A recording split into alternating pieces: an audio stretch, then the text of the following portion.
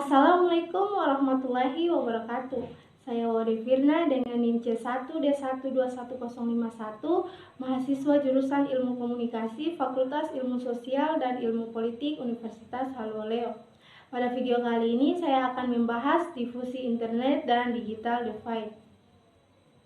Internet termasuk dalam kategori media komunikasi baru dan mencapai keberhasilannya sebagai sebuah inovasi pada tahun 1983. Ketika semakin dikenal dan diadopsi oleh berbagai lembaga, perusahaan, pemerintahan, dan terhubung dengan jaringan internet. Apa itu internet? Internet merupakan media yang digunakan untuk mendapatkan berbagai informasi sekaligus sebagai media komunikasi. Internet merupakan solusi dari masalah yang timbul oleh jarak, ruang, dan waktu, dan upaya untuk menghubungkan segala macam orang di belahan bumi. Internet merupakan jaringan komputer di seluruh dunia yang saling terhubung tanpa mengenal batas teritorial hukum dan budaya. Internet merupakan penyebar informasi dengan skala yang sangat besar.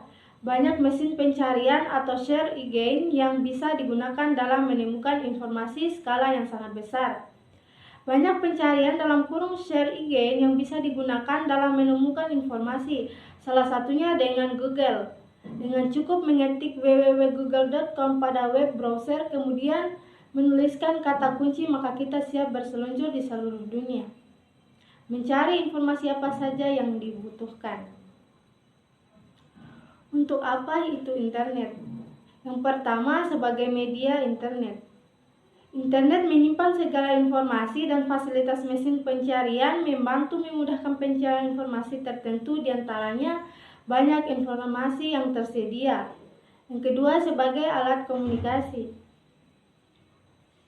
Internet dapat mendukung kegiatan komunikasi interpersonal maupun komunikasi massa atau akses berita dan sosial media.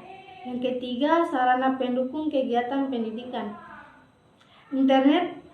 Internet membantu memperoleh buku-buku secara online maupun offline serta halaman-halaman web yang berguna dalam mencari informasi demi kepentingan pendidikan. Yang kelima, sebagai sarana pendukung kegiatan ekonomis. Internet dapat menjadi media jual beli secara online dan mendukung kegiatan finansial lainnya.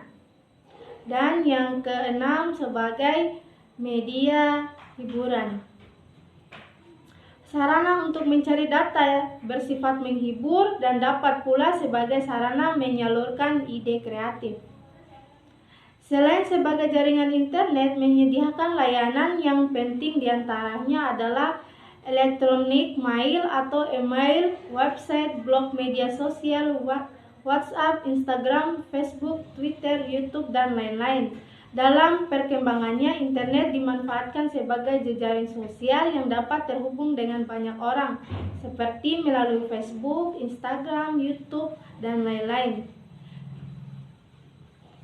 Unsur-unsur utama difusi inovasi adalah yang pertama, adanya suatu inovasi atau ada temuan baru, baik dalam bentuk ide maupun benda.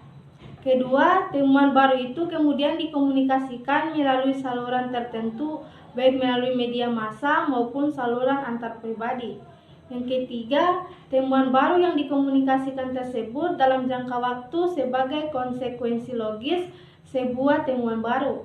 Keempat, temuan baru tersebut dikomunikasikan di antara para anggota sistem sosial.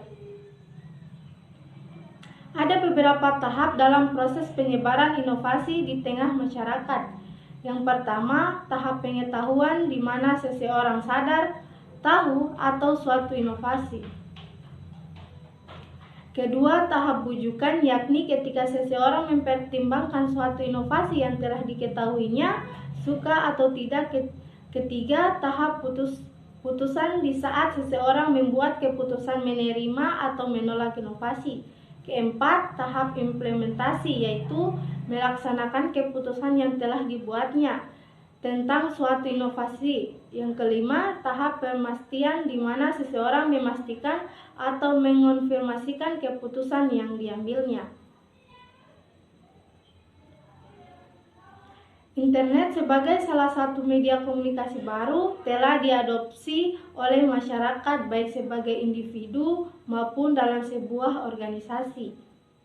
Berbagai aspek kehidupan kini dipenuhi dengan memanfaatkan layanan internet. Salah satu hal yang sederhana yang dilakukan adalah ketika berkomunikasi dengan memanfaatkan layanan internet melalui media sosial serta aktivitas pembelajaran daring melalui aplikasi Zoom.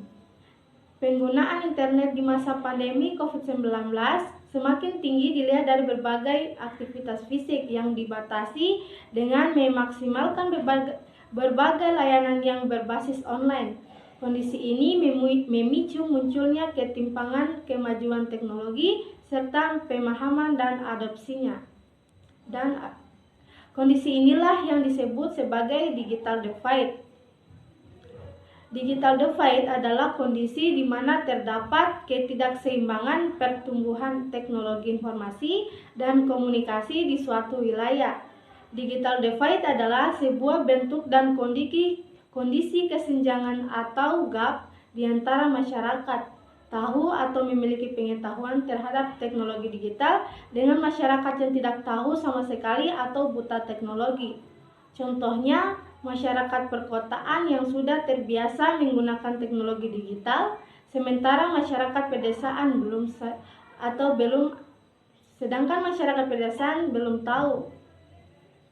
Sedangkan teknologi terus berkembang pesat, kesenjangan prasarana dan sarana ICT antara kota dan pedesaan memperlebar jurang perbedaan sehingga terjadi digital divide di Indonesia.